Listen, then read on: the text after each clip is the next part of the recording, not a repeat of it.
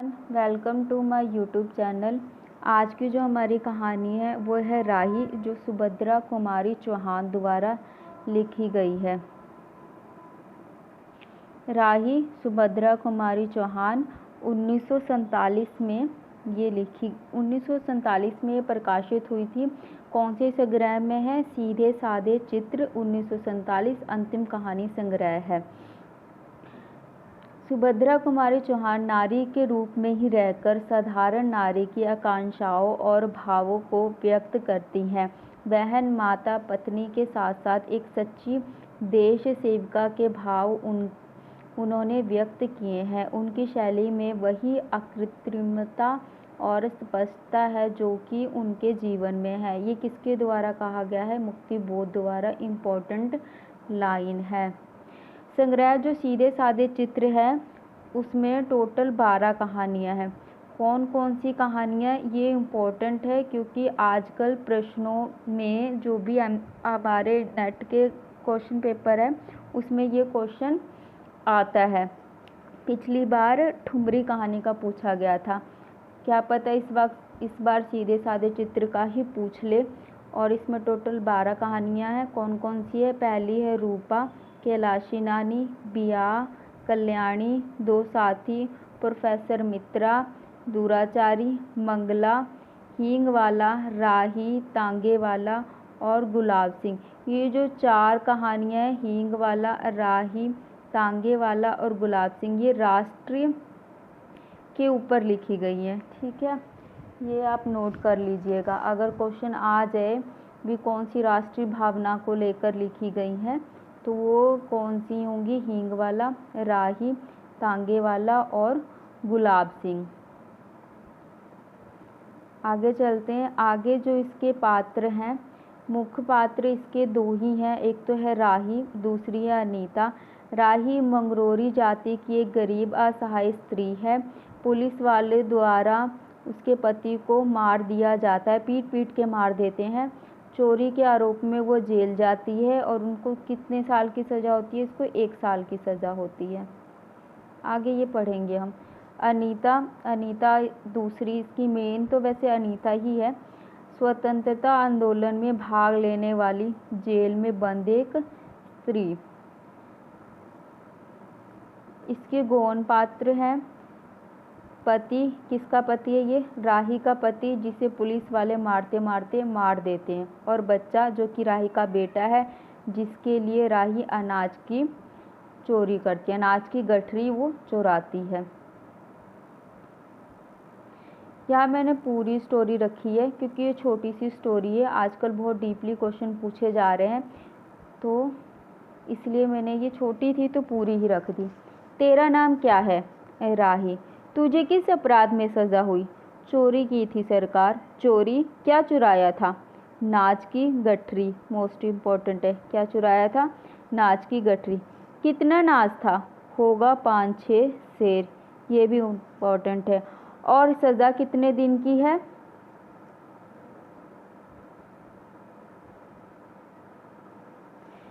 साल भर की। Most important. तो तूने चोरी क्यों की? मजदूरी करती तभी तो दिन भर में 3-4 आने पैसे मिल ही जाते। हमें मजदूरी नहीं मिलती सरकार। हमारी जाति मंगरोरी है, केवल मांगते खाते हैं। इम्पोर्टेंट है, कौन सी जाति थी? मंगरोरी। और भीख ना मिले तो फिर चोरी करते हैं। उस दिन घर में खाने को नहीं था, बच्चे भूख से तड़प रहे थे। बाजार में बहुत देर तक मांगा, बोझा ढोने के लिए टोकरा लेकर भी बैठी रही पर कुछ ना मिला। सामने किसी का बच्चा रो रहा था, उसे देखकर मुझे अपने भूखे बच्चे की याद आ गई।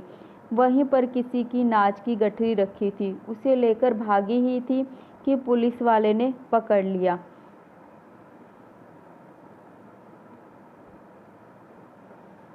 अनीता ने ठंडी सांस ली, बोली, फिर तूने कहा नहीं बच्चे भूखे थे इसलिए चोरी की? संभव है इस बात से मजिस्ट्रेट कम सज़ा देता। हम गरीबों की कोई नहीं सुनता सरकार। बच्चे आए थे कचहरी में, मैंने सब कुछ कहा पर किसी ने ना सुना। राही ने कहा। अब तेरे बच्चे किसके पास है? उनका बाप है? अनीता ने पूछा। राही की आंखों में आंसू आ गए। वह बोली, उनका बाप मर गया सरकार।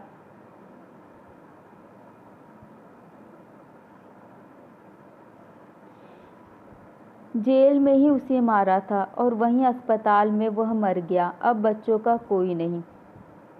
तो तेरे बच्चों का बाप भी जेल में ही मरा? वह क्यों जेल आया था? अनीता ने प्रश्न किया। उसे तो बिना कसूर ही पकड़ लिया था सरकार, राही ने कहा। ताड़ी पीने को गया था। इम्पोर्टेंट है। 2-4 दोस्त भाई उसके साथ थे। मेरे घर वाले का एक वक्त पुलिस वाले से झगड़ा हो गया था, उसी का बदला लिया। 109 में उसका चालान करके साल भर की सज़ा दिला दी। वही मर गया। इम्पोर्टेंट है। 109 में उसका चालान करके साल भर की सज़ा। अनीता ने एक दीर्घ निविश्वास के साथ कहा, अच्छा जा अपना काम कर। राही चली गई। अनीता सत्याग्रह करके जेल आई थी। इम्पोर्टेंट है। एक मिनट।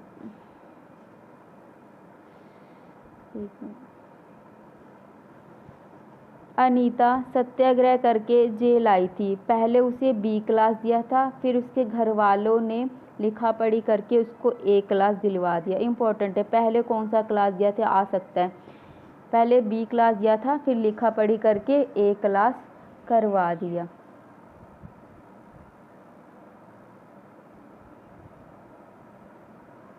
अनीता के सामने आज एक प्रश्न था। वो सोच रही थी, देश की दरिद्रता और इन नरी गरीबों के कष्टों को दूर करने का कोई उपाय नहीं है? हम सभी परमात्मा की संतान हैं, एक ही देश के निवासी। कम से कम हम सबको खाने पहनने का समान अधिकार है ही। फिर यह क्या बात हुई? कुछ लोग तो बहुत आराम से रहते और कुछ लोग पेट के अन्न के लिए चोरी करते हैं।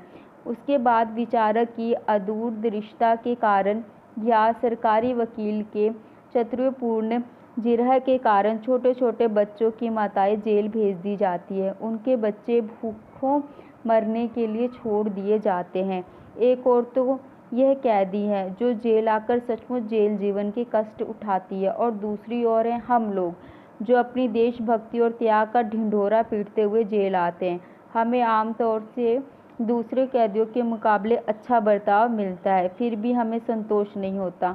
हम जेल आकर ए बी क्लास के लिए झगड़ते हैं। जेल आकर ही हम कौन सा बड़ा त्याग कर देते हैं? जेल में हमें कौन सा कष्ट रहता है सिवाय इसके कि हमारे माथे पर नेतृत्व की सील लग जाती है।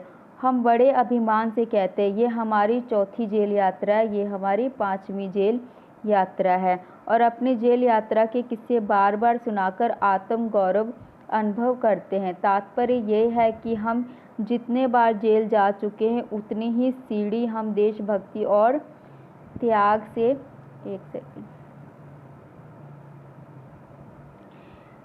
से दूसरे के ऊपर उठ जाते हैं, और इसके बल पर जेल से छूटने के बाद कांग्रेस की राजकीय सत्ता मिलते ही हम मिनिस्टर, स्थानिक संस्थाओं के मेंबर और क्या क्या हो जाते हैं। कांग्रेस की बात की गई है। इम्पोर्टेंट है। अनीता सोच रही थी, कल तक जो खद्दर भी ना पहनते थे।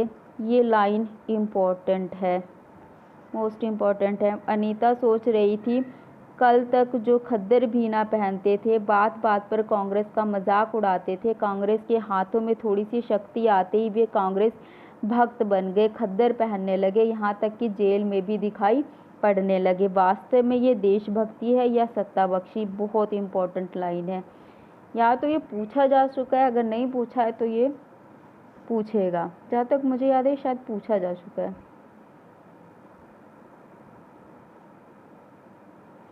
अनीता के विचारों का तांता लगा हुआ था। वह दार्शनिक हो रही थी। उसे अनुभव हुआ जैसे कोई भीतर उसे काट रहा है। अनीता की विचारवली अनीता को ही खाए जा रही थी। उसे बार बार यह लग रहा था कि उसकी देशभक्ति सच्ची देशभक्ति नहीं वरन मजाक है। उसे आत्मग्लानि हुई, यानी शर्मिंदगी हुई, और साथ ही साथ आत्माभूति भी। अनीता की आत्मा बोल उठी, वास्तव में सच्ची देशभक्ति तो इन गरीबों के कष्ट निवारण में है। ये कोई दूसरे नहीं, हमारी भारत माता की संतानें हैं। लाइन इम्पोर्टेंट है। दूसरे नहीं, हमारी भारत माता की संतानें हैं। इन हजारों लाखों भूखे नंगे भाई बहनों की यदि हम कुछ भी सेवा कर सके, थोड़ा भी कष्ट निवारण कर सके, तो सचमुच हमने अपने देश की कुछ सेवा की है। हमारा वास्तविक देश तो देहातों में है। लाइन इम्पोर्टेंट है। वास्तविक देश तो किसमें है? देहातों में है। पूछ सकता है, कहीं से भी आजकल एनटीए क्वेश्चन उठा के पूछ ले रहे हैं। किसानों की दुर्दशा से हम भी थोड़े बहुत परिचय हैं, पर इन गरीबों के पास ना घर है ना द्वार। अशिक्षा और अज्ञान का इतना गहरा पर्दा इनकी आंखों पर है कि होश संभालते ही माता पुत्री को और सास बहू को चोरी की शिक्षा देती है, और उनका ये विश्वास है कि चोरी करना और भीख मांगना ही उनका काम है। इससे अच्छा जीवन बिताने की वे कल्पना भी नहीं कर सकते। आज यहाँ डेरा डाल रहे हैं तो कल दूसरी जगह चोरी की। बचे तो बचे, नहीं तो फिर साल 2 साल के लिए जेल। क्या मानव जीवन का यही लक्ष्य है भी अथवा नहीं? यदि नहीं, तो विचारदर्श की तरह सतह पर टिके हुए हमारे जननायकों और युग पुरुषों की हमें क्या आवश्यकता? इतिहास, धर्म, दर्शन, ज्ञान, विज्ञान का कोई अर्थ नहीं होता, पर जीवन का लक्ष्य अवश्य है। संसार की मृगमरीचिका में हम लक्ष्य को भूल जाते हैं। सतह के ऊपर तक पहुंचने वाले कुछ महान आत्माओं को छोड़कर सारा जन समुदाय संसार अपने को खोया हुआ पाता है। कर्तव्य का उसे ध्यान नहीं, सत्य की समझ नहीं, अन्यथा मानवता से बढ़कर कौन सा मानव धर्म है? पतित मानवता को जीवन दान देने की अपेक्षा भी कोई महत्वपूर्ण पुण्य है?